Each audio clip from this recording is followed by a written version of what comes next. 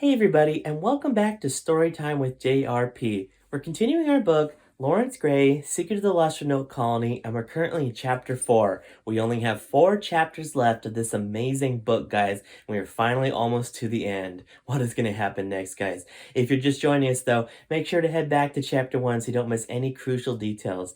So, a brief recap of what happened in chapter 53. Just basically to sum it up, Laurence Grey and the evil General Sheldon had a big, huge conversation, and they concluded that Jason, Grey's son, was the catalyst to everything, and that if Grey simply shot and killed Jason, that would make Sheldon disappear and everything would go back to normal. But Grey wouldn't do it, of course. He wouldn't shoot his own son, and so Sheldon eventually took over the whole world and became emperor of the world, and Grey can't do anything about it unless he's willing to shoot his son. So that forced him into exile with former President of the United States, Terry. So that's where we're picking up right now in chapter 54, titled Interlude. Over the next few months, Laurence Grey and President Terry remained cooped up in the desolate Area 51 base. Grey devised multiple plans to rescue Jason, but all failed, and he was forced to return to his hiding place. All the while, General Sheldon, now Emperor Sheldon, had grown in power so much that he was the most powerful person in the world. Everything now began and ended with Sheldon. Sheldon had reached his goal, to be world leader, and Grey feared nothing could stop him now. Countries like Britain, Spain, France, and many others had pledged their allegiance to Emperor Sheldon, and now his little group of 1,000 Roanoke warriors had grown to over 2 million soldiers of all ethnicities. Worse, Sheldon had reverse engineered all of the aliens' weapons, so now all 2 million soldiers had the advanced technology. Not only that, now that Sheldon had reached the top, there was only one thing to do: eliminate his one threat, Laurence Grey. Grey had no idea that, even now, Sheldon was devising an elaborate plan to capture him. The question is, will Grey walk into the trap? Grey was sitting in the desolate Area 51 control room. He crumpled up yet another plan to save the world and chucked it in the trash. I don't know. I just don't know, he muttered to himself. Maybe someone else is meant to save the world. I'm getting too old for this. Just then, President Terry rushed in. Well, I hope you're not too old for one more mission, Grey, because we have to leave now. Grey didn't even turn. Terry, I'm only half done with our plan. We can't... Grey, there's no time to argue. Look. Terry showed Grey his smartphone. A newsreel was playing. So Emperor Sheldon's elite army squad is closing in on the abandoned Area 51 base where international terrorists Terry Ford and Laurence Grey are hiding. Arrival time is 5 minutes. Authorities say death of Grey and Terry could change the course of the future. This is Air Sheldon 101 coming to you live from Detroit. Grey looked at Terry in cold determination. Let's roll. Grey grabbed the nearest bazooka and a handgun and sprinted after Terry to the last remaining tank in the base. I'll shoot, you drive, said Grey as he hopped in. The big gate then opened. Grey? Said Terry nervously. Did you open that? Grey shook his head. All was silent. Then all of a sudden, a barrage of bullet and laser fire poured in. Troops bearing the brand new logo of Emperor Sheldon raced in, firing at everything. Terry yelled, "Let's move this baby!" The tank fired up and ran over a dozen troops on the way out. They took out a few troops with the tank gun as well, but they were taking way more hits than they were sending. We're losing structural integrity in the port left turret, yelled Terry. Wait, what does that mean? Well, it means we need to get out of here fast if we want to stay in one piece, responded Grey. Now gun it! The tank revved up and charged through the base, running over more Sheldon troopers here and there. When they were 100 yards away from the gate, Terry said, All right, Grey, I made a few calls, and some people are going to show up with a getaway car when we get to the gate. Be ready. Grey partially nodded, distracted shooting soldiers. Okay, you could have told me that earlier. Just tell me when. Now, yelled Terry. Then, in what seemed like slow motion with awesome camera angles, Grey and Terry leapt out of the tank. Landing hard, they somersaulted into the waiting Corvette and took off. The troopers were not prepared to face such opposition, so all they could do was run after Grey on foot, which of course meant that Grey and Terry soon vanished in the distance in their Corvette. Grey turned to the driver. Nice to see you again, Agent Keeler. It's General Keeler now, Grey, said Keeler. I was put in charge of all American forces, and I'm the highest authority in the U.S., save for you and the President.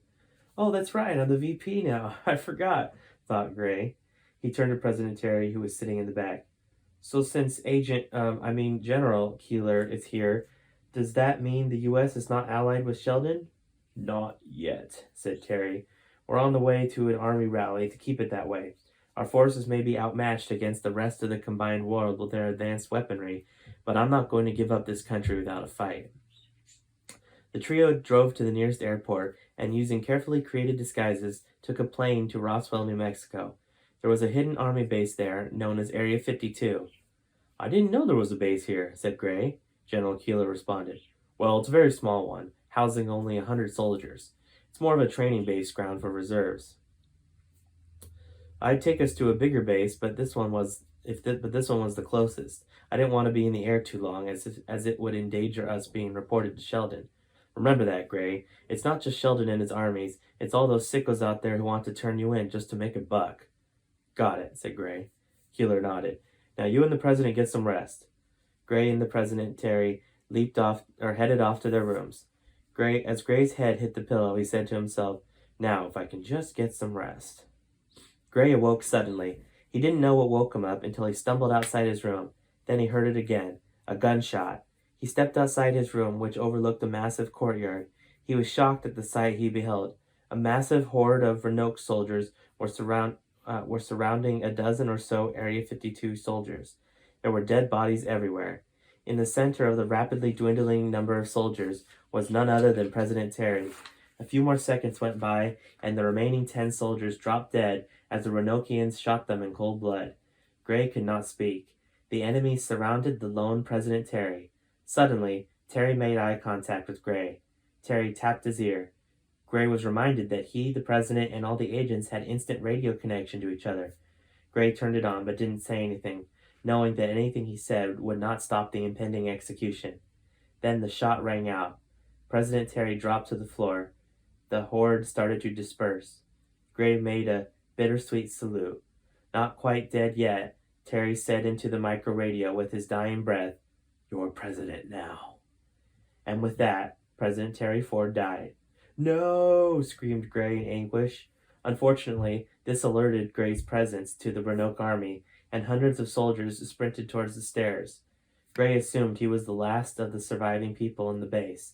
He thought about just giving up, but he knew Jason would want him to keep trying until the very end. Gray raced back into his room and locked the door. Seconds later, his door began slamming from all the nutcases banging on it. He heard someone say, Go get the battering ram.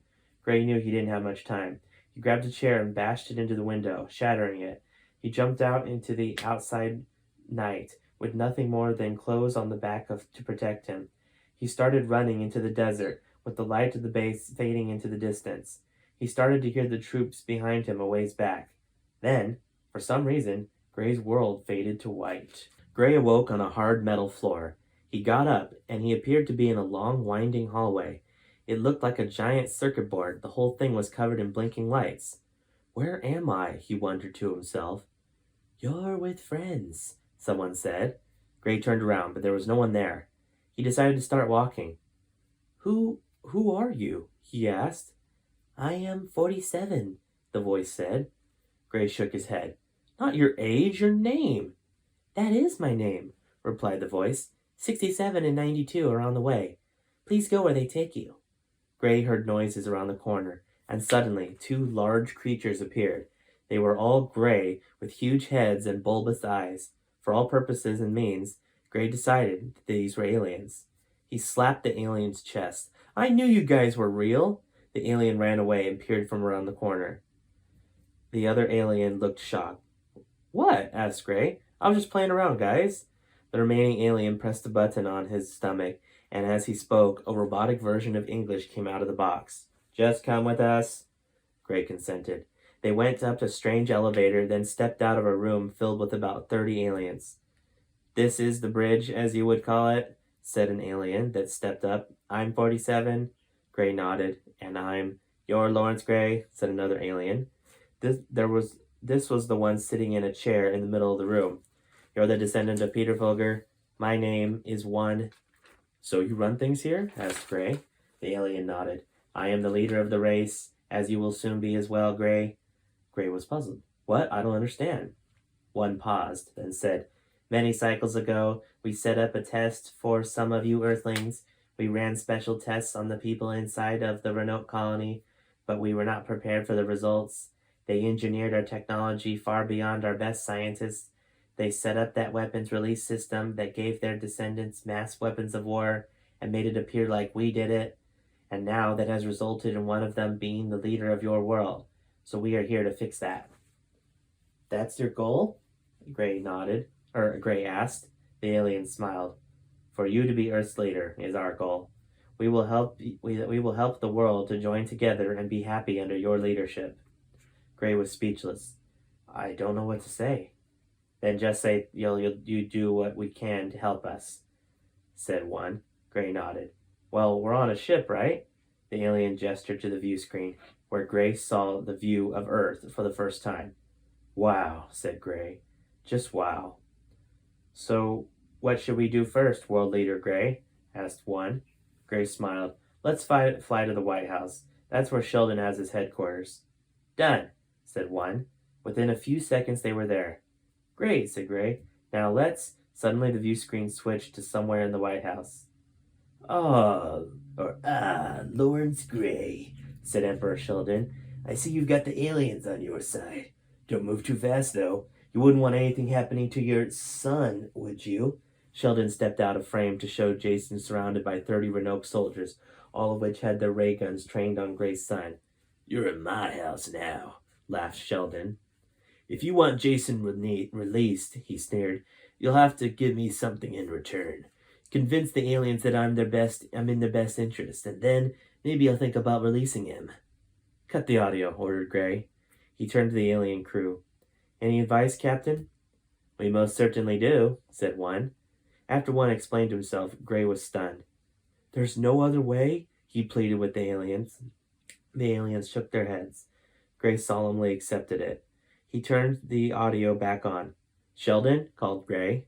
Sheldon turned around. That's Emperor Sheldon to you. So what do you want to trade? It's a temporal flux generator, explained Gray. It assures that you and those around you are in this time frame only. What do you mean? Queried Sheldon. Gray continued. It's an alien device that makes sure there are no alternate reality versions of you running around. Sheldon narrowed his eyes. Why would I want that?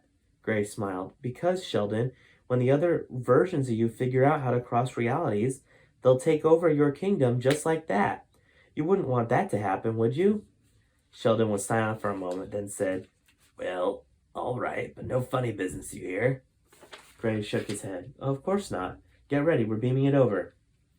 Gray watched as the device disappeared from the alien bridge and materialized in Sheldon's palace. So I just press this red button? Asked Sheldon. Gray nodded. It'll take a minute or two to go into full effect. Sheldon smiled evilly and pressed the button. Nothing happened. Sheldon looked at Gray through the screen and Gray said, Just wait. Be patient. And son? Gray looked at Jason. I love you. This will all be over soon. The world thanks you for your bravery. Before Jason could respond, Sheldon yelled, You're right, that ends soon. Jason ends now. Fire! All 30 of the Roanoke soldiers fired, and Jason crumpled to the floor, mottled with bullets. Oh, my son, whispered Gray as he bit back tears. Suddenly, Sheldon started to turn transparent. What's happening to me? He screamed. Gray put on a stiff smile. You just killed Jason, Sheldon, and with that machine preventing all other realities from existing, you killed Jason in all time frames, and he can never be brought back. But if he didn't live past age 14, that means he never stole the time machine when he was older, never went back to the 1500s, and never gave you a chance to steal it. Sheldon couldn't believe it. No, that's not possible. He was very transparent now. You can't win, Gray. I can't allow it. I won't. But Sheldon was nearly gone. No, he screamed until he disappeared entirely.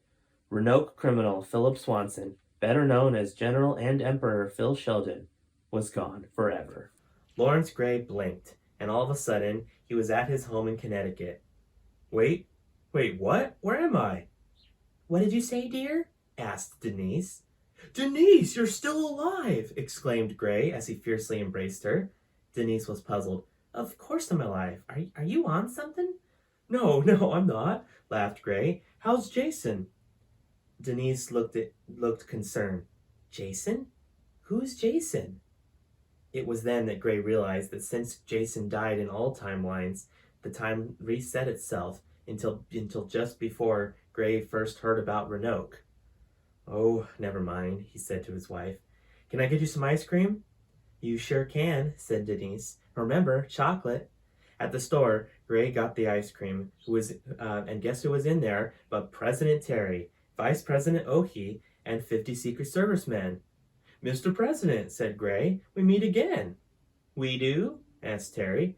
Are you one of my supporters? Oh, in a sense, yes, responded Gray. I see. Well, I better get back. The missus wanted some ice cream, no matter how inconvenient it is, gesturing to the Secret Service men. Oh, same here, said Gray. Good day, sir. As Gray drove home, the radio announced the discovery of letters that could lead to the discovery of the mysterious Roanoke Colony. Gray laughed. I guess the secret is that it's best to leave it all alone. Gray turned off the radio and drove down the road, a loving wife awaiting him, and a calm and successful life in front of him. This was the story of Laurence Grey. That is it, folks. We have finished this incredible book after 3 long months. Now, I have to say, having read this back for the first time in 10 years, there were some inconsistencies and some story beats that I would change. And I would probably also extend the book, maybe 10 or 20 chapters to clarify some things. But this is just the first draft. And one of these days, I'm going to rewrite the entire thing and really polish it up. But you got to hear how it was in its original form when I was just, gosh, how old was I? I was like 15 years old or something. So I'm so excited that I got to be in this journey with you guys. I hope you enjoyed it, and I'll read another book soon, guys. All right? I'll see you in my next video.